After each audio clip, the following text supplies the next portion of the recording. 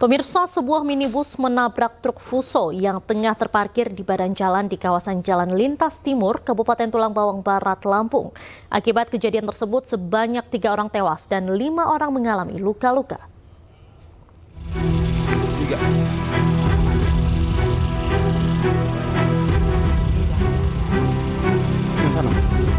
Kecelakaan maut terjadi di kawasan Jalan Lintas Timur, tepatnya di Desa Cahyo Randu, Kecamatan Pagar Dewa, Kabupaten Tulang Bawang Barat, Lampung.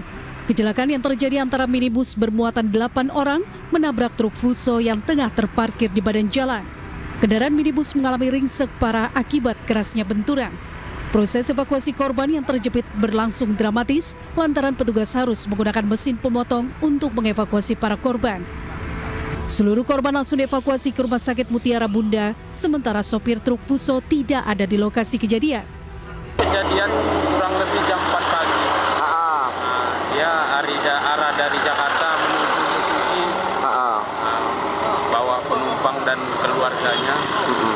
Jadi mungkin tapi pada saat dia mau ini ada mobil berhenti Fuso di depannya. Jadi apa nggak kelihatan apa gimana dia nabrak pantat. Kabar sementara ini 3 orang.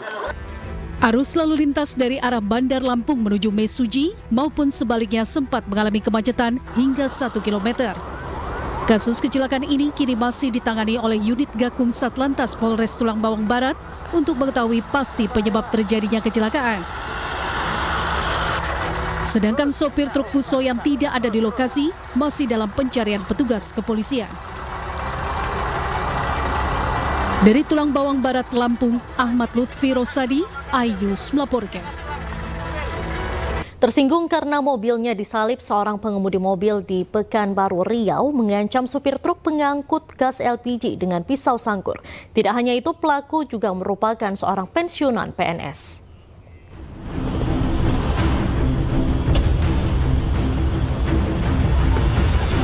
Pak, nggak boleh kayak gitu lah, Pak. Pak, belum pada aku, Pak. Pak. Bapak pidana, Pak. Bapak, Pak.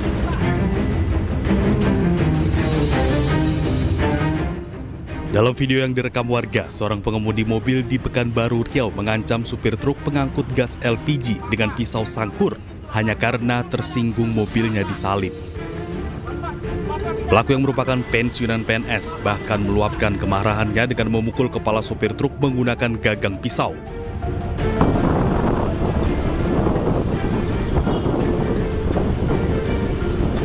Usai memukul korban, pelaku berinisial SY kabur dengan mobilnya ke daerah Perawang, Kabupaten Siak.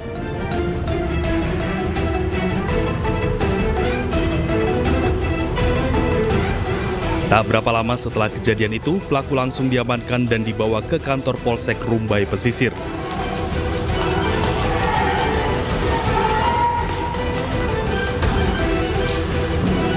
Pada saat pelaku dan korban ini berpapasan, yang satu menggunakan kendaraan Fortuner, yang satu membawa mobil truk mengangkut gas LPG. Nah, kemudian disalip oleh gas LPG itu, oleh truk gas LPG itu, kemudian merasa tersinggung. Akhirnya dipalang, kemudian berhenti, dan terjadilah peristiwa pemukulan menggunakan BB tadi, menggunakan sangkur.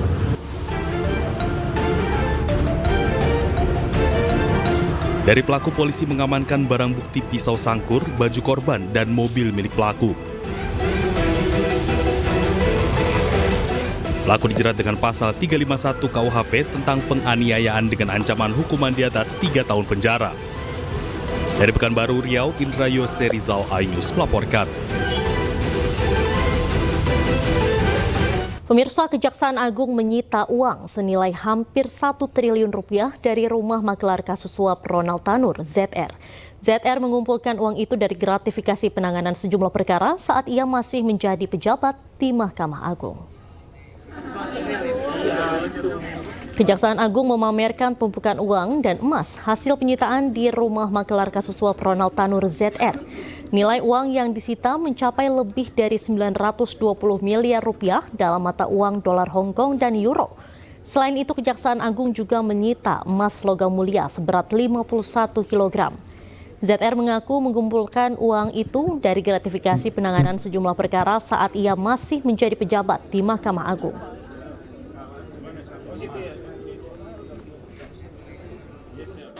Setelah itu, uang tersebut disampaikan disimpan ZR di dalam brankas yang berada pada ruang kerja dalam rumah ZR.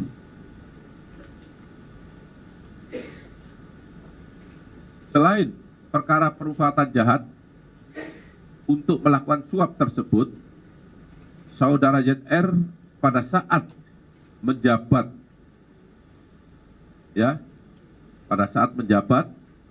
sebagai kapus diklat tadi ya saya katakan, menerima gratifikasi pengurusan perkara-perkara di Mahkamah Agung dalam bentuk berbagai macam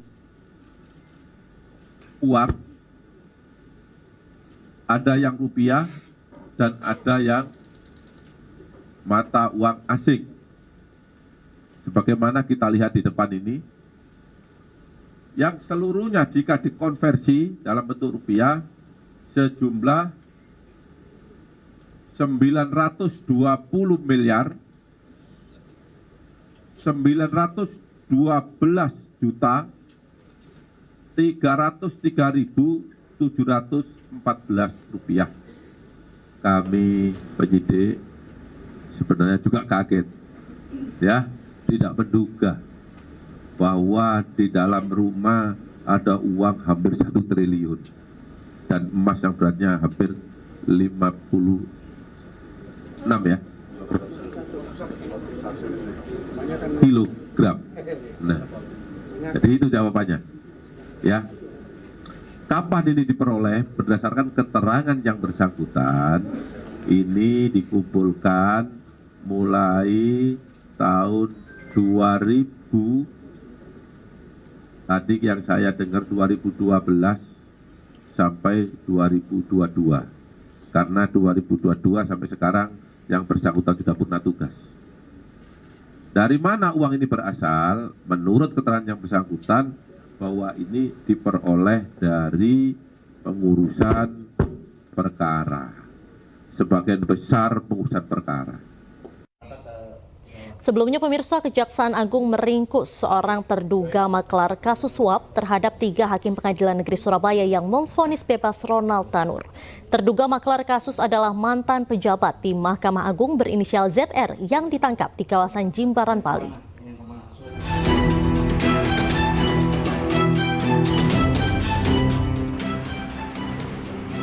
Kejaksaan menangkap seorang mantan pejabat di Mahkamah Agung berinisial ZR yang diduga terlibat kasus suap 3 hakim pengadilan negeri Surabaya yang memvonis bebas Ronald Tanur. ZR ditangkap di Bali pada Kamis kemarin. Kini ZR tengah diperiksa intensif di Gedung Kejaksaan Agung Jakarta. Penyidik Kejaksaan Agung menangkap 1 orang di sekitar daerah Jimbaran. Kemudian yang bersangkutan dibawa ke kantor Kejaksaan Tinggi untuk dilakukan pemeriksaan awal dan tadi pagi langsung dibawa ke Jakarta. Gitu. Mengenai hasil pemeriksaan dan lain-lain itu menjadi kewenangannya Jagung ya. Nanti menunggu Puspenkum aja. Sebelumnya, 3 hakim pengadilan negeri Surabaya diringkus oleh tim gabungan Kejaksaan Agung di Surabaya, Jawa Timur, Rabu lalu. Ketiganya adalah Erin Tuah Damanik, Mangapul, dan Heru Hanindio yang memvonis bebas Ronald Tanur. Saat penangkapan, Kejaksaan menyita uang 20,38 miliar rupiah. Ketiganya kini telah berstatus tersangka. Selain itu, pengacara Ronald Tanur, Lisa Rahmat, juga dijadikan tersangka karena bertindak sebagai pemberi suap. Tim Liputan iNews melaporkan. Sementara itu pemirsa, usai penangkapan 3 hakim yang membebaskan Ronald Tanur, keluarga Dini Sera Aprianti mengaku lega. Meski demikian, keluarga tidak terlalu puas dengan putusan Mahkamah Agung yang memvonis Ronald Tanur 5 tahun penjara.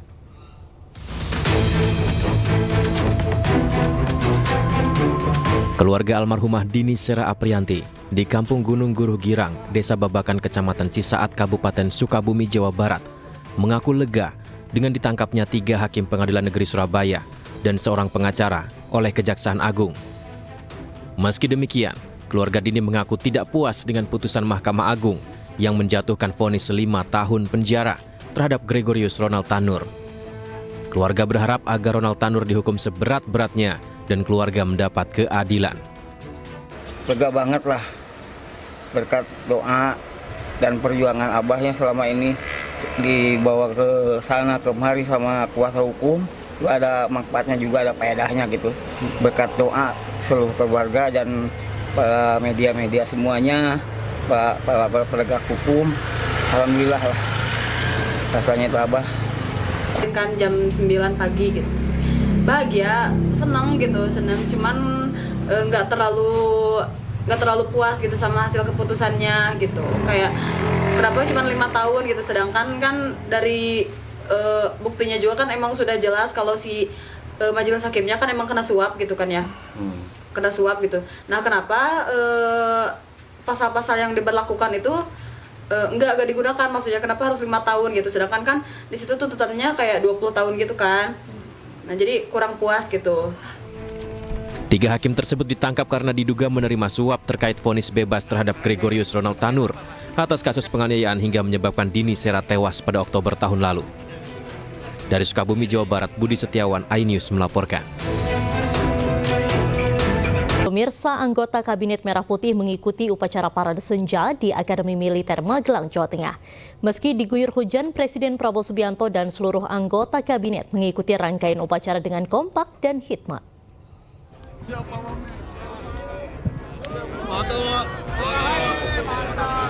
Seluruh anggota Kabinet Merah Putih mengikuti upacara Parade Senja di Akademi Militer Magelang, Jawa Tengah, Jumat sore.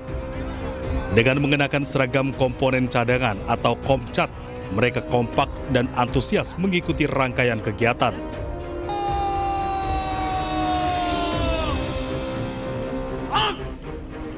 Para menteri dan wakil menteri ini datang dari sudut berbeda dan langsung berkumpul di posisi masing-masing dengan diiringi marching band.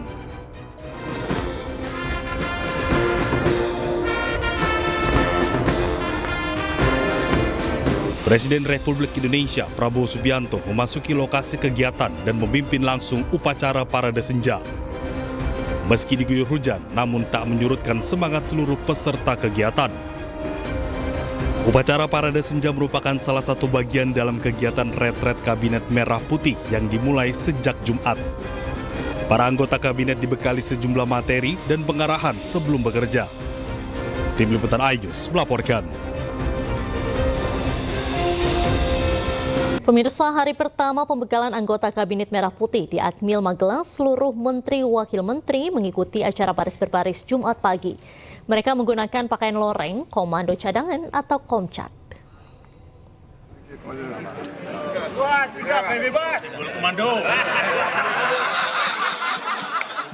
Gerakan mulai. Kegiatan pembekalan Menteri Kabinet Merah Putih dimulai sejak pagi tadi. Layaknya militer, acara dibuka dengan latihan baris berbaris dan gerak badan. Tak lupa para menteri menggunakan pakaian ala militer, kecuali Kapolri yang menggunakan seragamnya. Selain itu, sejumlah kegiatan lapangan juga dilakukan para pejabat negara ini. Salah satunya menggelar upacara dan mendengarkan paparan serta pengarahan dari Presiden Republik Indonesia Prabowo Subianto. Dalam pidatonya, Presiden Prabowo menekankan kepada seluruh kabinetnya untuk menjaga sumpah jabatan dan menjaga kedaulatan bangsa dan negara Indonesia. Setia kepada bangsa dan negara Indonesia, saya sendiri mengatakan untuk mempertahankan bangsa dan negara. Sore harinya mereka akan mengadakan upacara Parade Senja dan penurunan Sang Merah Putih. Tim Liputan iNews melaporkan. Dalam pembekalan Kabinet Merah Putih di Akademi Militer Magelang, Jawa Tengah, Presiden Prabowo memberikan pidatonya ke jajaran pejabat negara. Presiden menegaskan pembekalan di Akmil bukan untuk membentuk militeristik. Bermaksud membuat ada militeristik salah. Bukan itu. Dalam militeristik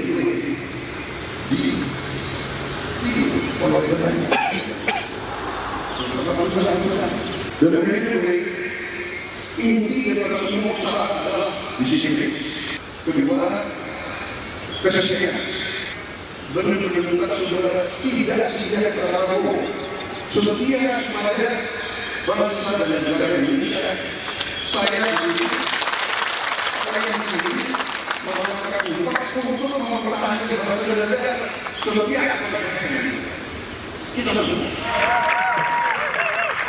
Presiden Prabowo Subianto menegaskan agenda pembekalan Kabinet Merah Putih berisikan latihan serta pengarahan kepada seluruh jajaran menteri dan wakil menteri guna menyelaraskan kedisiplinan dan kesetiaan pada bangsa dan negara.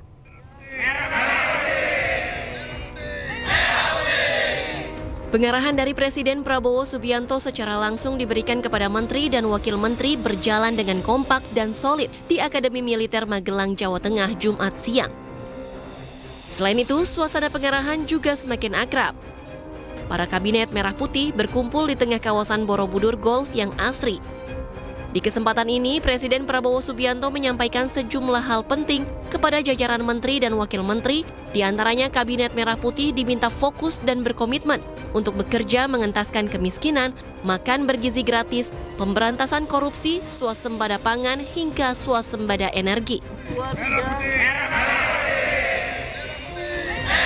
Pemirsa, pembekalan anggota Kabinet Merah Putih digelar mulai Jumat pagi hingga Minggu 27 Oktober 2024. Acara dibuka dengan latihan baris berbaris dan akan kembali ke Jakarta pada Minggu pagi.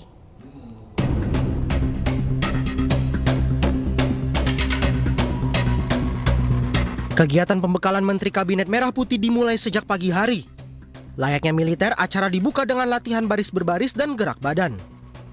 Tidak lupa para menteri menggunakan pakaian ala militer kecuali Kapolri yang menggunakan seragamnya. Setelah makan pagi, para menteri mendengarkan pengarahan Presiden Prabowo. Mereka mengikuti upacara parade senja dan penurunan bendera merah putih. Pembekalan pada hari Jumat 25 Oktober 2024, Kabinet Merah Putih banyak melakukan kegiatan bersama seperti gerak badan dan latihan baris berbaris, serta pengarahan Presiden kepada para menteri Kabinet Merah Putih. Kemudian ada pembahasan materi terkait pencegahan korupsi oleh BPK, Polri, Kejaksaan Agung. Lalu perencanaan pembangunan oleh Bappenas, kemudian perencanaan anggaran oleh Kemenkyu, pelaksanaan birokrasi oleh Menpan RB. Dan terakhir ditutup dengan upacara parade senja.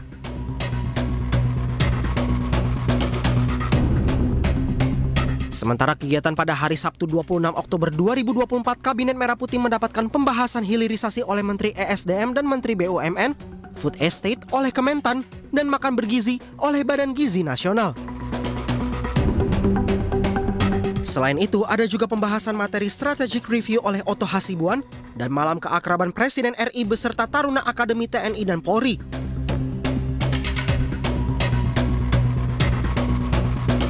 Dan pada hari Minggu 27 Oktober 2024 yang merupakan hari terakhir, para menteri akan mendapatkan terapi daya tahan tubuh dan pada pukul 9.30 waktu Indonesia Barat, para menteri akan kembali ke Jakarta dari Bandara Adi Sucipto, Yogyakarta. Tim Liputan iNews melaporkan. Pemirsa, sejumlah momen menarik keakraban terjadi selama pembekalan Kabinet Merah Putih di Akmil Magelang. Salah satunya Presiden Prabowo yang bercanda dan kagum melihat Menteri Keuangan Sri Mulyani dengan seragam tentaranya.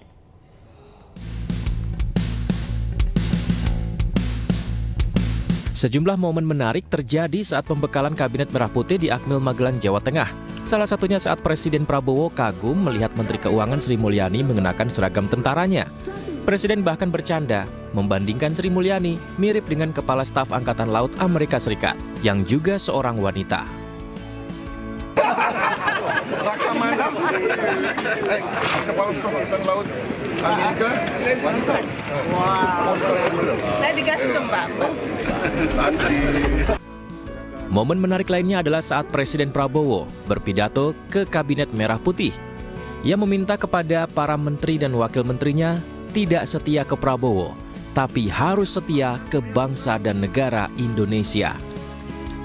Saya benar-benar berkata saudara tidak setia kepada Prabowo, setia kepada bangsa dan negara Indonesia.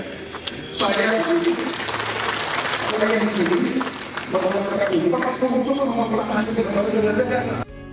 Pembekalan di Akademi Militer Magelang, Jawa Tengah ini menanamkan disiplin ala militer.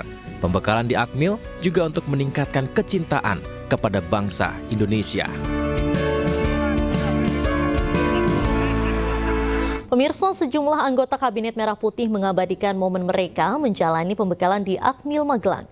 Seperti yang diunggah oleh Wakil Menteri Dalam Negeri Bima Arya Sugiarto melalui media sosialnya sambil mengenakan seragam tentara. Beginilah Wakil Menteri Dalam Negeri Bima Arya Sugiarto yang mengenakan seragam tentara beraktivitas di Akademi Militer Magelang, Jawa Tengah. Ia pun mengupload dirinya melalui media sosial Instagram. Sama seperti Bima Arya, utusan khusus Presiden Bidang Pariwisata Zita Anjani juga mengunggah postingan kegiatan pembekalan di Akmil Magelang. Dalam postingan ini, seluruh Kabinet Merah Putih mengenakan seragam tentara. Sementara itu, Wakil Menteri Lingkungan Hidup Dias Hendro Priyono tak begitu banyak memperlihatkan kegiatan pembekalan, namun ia bangga menunjukkan dirinya mengenakan seragam loreng khas TNI. Jika anggota kabinet banyak yang memperlihatkan kegagahan dengan seragam tentara mereka, lain halnya dengan Silmi Karim. Wakil Menteri Imigrasi dan Pemasyarakatan ini menunjukkan tenda-tenda tempat menginap jajaran kabinet selama pembekalan di Akmil Magelang. Presiden Prabowo Subianto memberikan pembekalan alat TNI kepada Menteri Kabinet Merah Putih di Lembah Tidar Akademi Militer Magelang, Jawa Tengah. Apa sebenarnya tujuan dari pembekalan kepada para menteri yang sebelumnya tidak pernah dilakukan ini? Berikut petikan lengkapnya dalam cuplikan dialog iNewsroom beberapa waktu lalu. Harapannya di sini ya, mereka mulai menanggalkan atribusi-atribusi yang berbeda tadi ya, untuk kemudian secara bersama-sama ya menyatu sebagai sebuah kesatuan yang memiliki satu visi yang sama ya, visi yang sudah dicanangkan oleh Presiden Prabowo sejak masa kampanye ya, untuk membantu Presiden mewujudkan apa yang dicita-citakan, yaitu Indonesia Emas 2045 yang batu fondasinya itu harus dimulai dari sekarang. Kurang lebih seperti itu. Dan kolaborasi ini ya, itu memang sangat dibutuhkan. Ini adalah implementasi nyata dari seorang Presiden Prabowo Subianto yang selama ini menggaungkan persatuan gitu ya. Dan persatuan paling utama yang core-nya sekarang harus berada di kalangan kabinetnya terlebih dahulu ya, sebelum kita memang mengimplementasikan persatuan ini ke seantero negeri. Kurang lebih demikian. Bahwa sejatinya mereka diberi pembekalan ya di Hambalang dan di Magelang adalah bagian cita-cita untuk bisa membangun bangsa sekaligus mensejahterakan rakyat. Sangat jelas pesannya Pak Prabowo tadi sudah disampaikan oleh Bang Dede ya. Kalau saya melihatnya ada beberapa hal yang bisa saya sampaikan, ya sama apa yang dikatakan oleh Pak Prabowo, paling tidak membangun kekompakan, membangun satu frekuensi dalam membangun bangsa itu menjadi penting. Selama ini kan begini, kabinet-kabinet sebelumnya itu kan biasanya ego sektornya tinggi. Menteri A ke kanan, Menteri B ke kiri, Menteri C ke atas, Menteri D ke bawah gitu. Nah ini harusnya ke depan tidak ada lagi seperti ini. Oleh karena itu tadi pembekalan ini menjadi penting sebagai landasan pokok untuk bisa satu frekuensi membangun visi misi dan mengimplementasikan kebijakan-kebijakan Pak Prabowo Gibran. Hari ini kita miskin keteladanan itu. Oleh karena itu ya suka tidak suka keteladanan itu harus muncul dari elit yang paling tinggi, dari Pak Presiden, dari Pak Wapres, dari para menteri gitu, untuk katakan tadi mereka harus memupuk atau menumbuhkan kesadaran kembali jiwa kenegarawanan itu, jiwa kebangsaan, jiwa patriotisme. Hari ini mulai terkikis. Kalau saya umpamakan ya, bangsa ini kan kenapa tidak berubah gitu ya? Korupsinya makin banyak, korupsinya makin besar. Dulu kita reformasi 26 tahun, merdeka 79 tahun gitu, ingin memberantas KKN, tapi KKN-nya makin banyak. Nah, itu kenapa? Karena mentalitas kita tidak pernah berubah. Calon Gubernur Jakarta nomor urut 1, Ridwan Kamil melakukan silaturahmi kebangsaan dengan Perhimpunan Tionghoa Indonesia pada Kamis malam. Sambil melemparkan candaan, RK merasa didukung oleh Perhimpunan Tionghoa dalam pemilihan Gubernur Jakarta.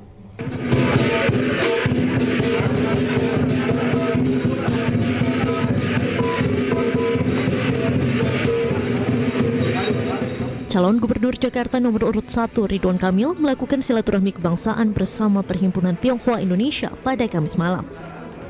Pada kesempatan itu, RK menceritakan pengabdiannya terhadap bangsa melalui kepemimpinannya harus melakukan keadilan untuk warga Jakarta apabila terpilih. Mantan Gubernur Jawa Barat tersebut juga akan menjaga persatuan, keberagaman, toleransi, dan keadilan ekonomi untuk seluruh warga Jakarta. Selain itu, sambil melemparkan candaan, Cagup Jakarta nomor urut 1 itu mengaku merasa didukung oleh Perhimpunan Tionghoa untuk pemilihan Gubernur Jakarta 2024 mendatang. Saya diterima dengan hangat, dari wajah-wajahnya sangat sumringah, bahagia menerima kehadiran saya oleh pengurus inti di Jakarta. Saya menceritakan ya apa adanya, satu tentang saya anak bangsa yang mengabdi pulang kampung, membangun negeri melalui keilmuan, melalui kepemimpinan. Saya harus adil, ya. Saya adalah bapak semua dari warga Jakarta kalau nanti terpilih akan menjaga persatuan, keberagaman, toleransi, ekonomi akan diadilkan, yang kecil dibesarkan, yang sudah besar diluaskan. Itu adalah prinsipnya. Rasa aman nyaman akan dihadirkan, kebahagiaan, program-program ekonomi, macet, banjir tadi saya terangkan. Dan kalau disampling dari senyum-senyumnya, harusnya hampir seluruhnya mendukung pasangan nomor 1.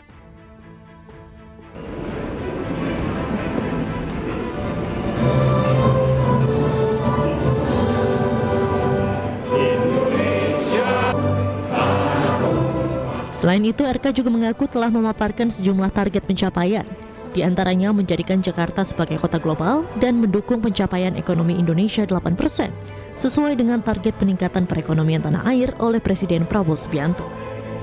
Dari Jakarta, Rian Rahman Yudi Permana, iNews melaporkan.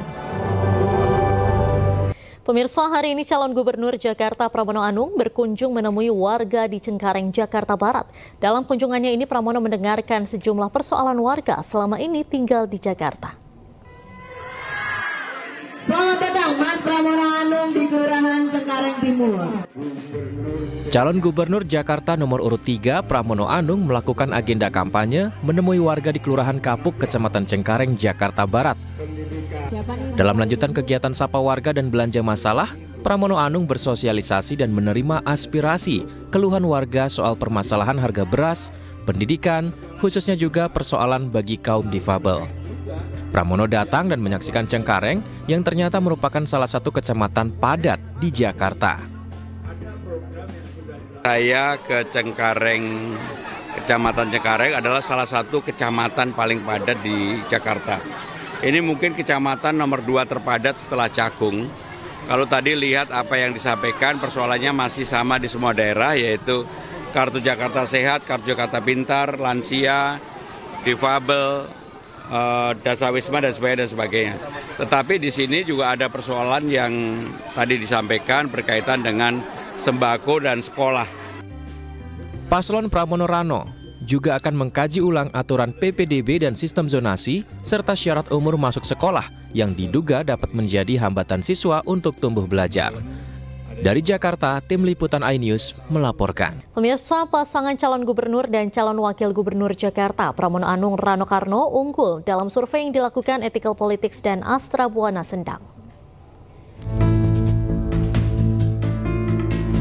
Dalam survei yang digelar pada 1 hingga 10 Oktober 2024, elektabilitas pasangan Pramono Anung Rano Karno unggul dengan meraih 45,56% suara responden. Peringkat kedua disusul pasangan Ridwan Kamil Suswono dengan 30% suara responden. Lalu pasangan Dharma Pongrekun Kunwardana di peringkat ketiga dengan raihan 8,47% suara responden. Sementara itu 15,97% responden tidak menjawab. Penelitian ini melibatkan 1.240 responden dari berbagai kalangan dengan tingkat kepercayaan di atas 95%.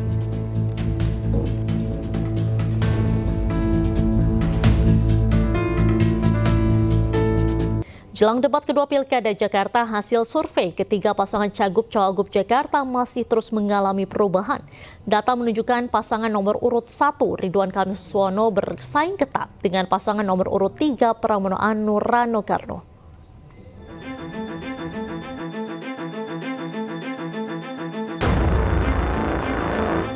Jelang debat kedua Pilkada Jakarta, elektabilitas tiga pasangan Cagup-Cawagup Jakarta masih dinamis.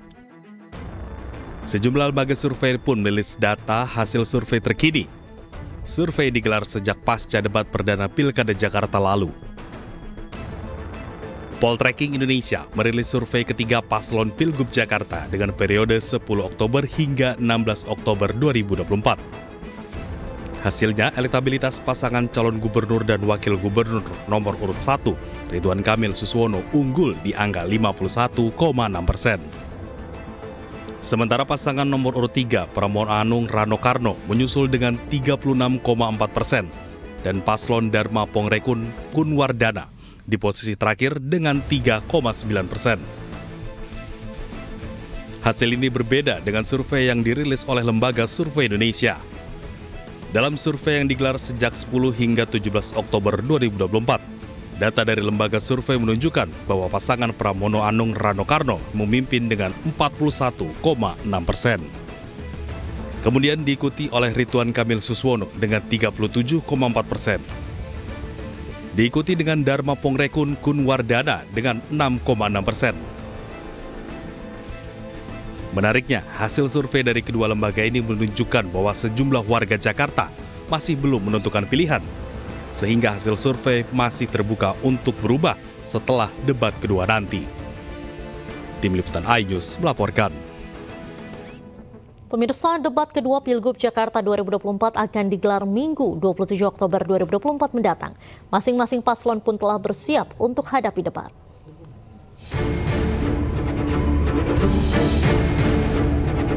Pasangan Ridwan Kamil Suswono terus berlatih untuk hadapi debat kedua. Keduanya berlatih topik debat kedua calon gubernur, wakil gubernur Jakarta. Ridwan Kamil pun nyatakan kesiapannya untuk debat pada hari Minggu mendatang. Kalau debat saya kira sama, kita harus kuasai topik-topiknya. Saya tetap tidak akan takabur, saya selalu latihan, karena ngejawab 1 menit itu nggak mudah ya. Jadi lebih ke latihan agar tepat waktu, dan kami punya banyak solusi terhadap masalah-masalah yang ada di Jakarta dan juga pengalaman yang bisa dibagikan. Karena nggak semua jawaban itu harus sesuatu yang baru, ya. Kebanyakan adalah sebagian sudah kami lakukan. Jadi insya Allah siap 27 Oktober untuk debat kedua. Sementara calon gubernur DKI Jakarta nomor urut 3 Pramono Anung mengaku tidak ada latihan khusus menjelang debat terbuka kedua. Dirinya juga mengaku tetap akan turun belusukan ke masyarakat seperti biasa. Secara khusus nggak ada untuk melatih itu, karena memang persoalan yang akan menjadi materi debat relatif sudah saya sampaikan secara terbuka. Itu contohnya Trans Jabodetabek, Jakarta Funding, kemudian juga housing. Ini yang menjadi pertanyaan-pertanyaan di dalam debat nanti, termasuk UMKM, saya sudah sampaikan. Sehingga dengan demikian tidak ada waktu khusus untuk itu, saya tetap akan turun seperti biasa. Hal yang sama juga dikatakan pasangan nomor urut 2 Dharma Pongrekun dan Kunwardana yang menyebut tidak ada persiapan khusus jelang debat kedua. Enggak, saya nggak persiapan. Ini tadi bagian daripada persiapan. Persiapan itu bukan seperti belajar ujian, ngapalin, praktek. Mulai latihan praktek untuk bisa kita lihat apakah program ini bisa diimplementasikan atau hanya sekedar konsep di atas kepala, di atas kertas, tapi menjadi pepesan kosong ketika itu. Debat kedua Pilkada Jakarta akan digelar Minggu 27 Oktober 2024. Tema yang akan diangkat adalah ekonomi dan kesejahteraan sosial. Dari Jakarta, Tim Liputan iNews melaporkan. Calon gubernur dan wakil gubernur Jawa Barat gencar belusukan bertemu sejumlah kelompok masyarakat. Hasil survei keempat pasangan cagup-cagup Jawa Barat pun masih terus mengalami perubahan. Data menunjukkan pasangan nomor urut 4 Deddy Mulyadi dan Erawan Setiawan unggul dengan elektabilitas 61,8%.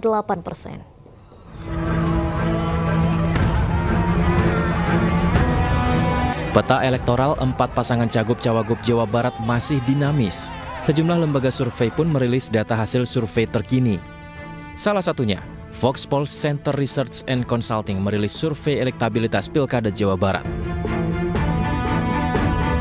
Hasil survei Voxpol membuktikan elektabilitas pasangan Deddy Mulyadi dan Erawan Setiawan unggul dengan angka 61,8%, disusul Ahmad Saiku dan Ilham Akbar Habibi dengan 18,6%. Kemudian Acep Adang Ruhiyat dan Gita Dwi Natarina dengan angka 7,4%. Sementara di posisi terakhir ada JJ Wiradinata dan Ronald Supraja 5,6% dan tidak tahu 6,6%. Itu ceruk segmennya dengan Saiku itu beda loh. Tapi ceruk segmennya dengan Deddy Mulyadi itu bareng samaan. Nah itu juga akan merubah peta juga ke depan. Saya nggak mengatakan kalah menang ya, tapi akan ada tren. Karena ketika itu naik, maka ceruk yang dihajar itu, yang disikat itu adalah ceruknya Deddy Mulyadi. Karena ceruk segmennya Saiku itu sudah ada kolomnya tersendiri. Makanya Deddy Mulyadi nggak mau masuk ke pesantren, kan ngurus pesantren. Nah, Ahmad Heriawan juga sekarang udah sangat fokus di pesantrennya. Kemudian tokoh-tokoh ulama berpengaruh. Terus tambah mesin partai yang, mesin partai PKS itu biasanya panas di ujung gitu. Panas di ujung itu kejutannya itu nggak main-main, itu nggak kaleng-kaleng. Dan survei dilakukan 10 hingga 20 Oktober 2024. Menurut CEO Voxpol Pangi Syarwi Caniago, tren elektabilitas para calon ini bisa saja berubah karena beberapa faktor diantaranya adalah isu terkini hingga peran tokoh berpengaruh dalam kampanye. Tim Liputan iNews melaporkan.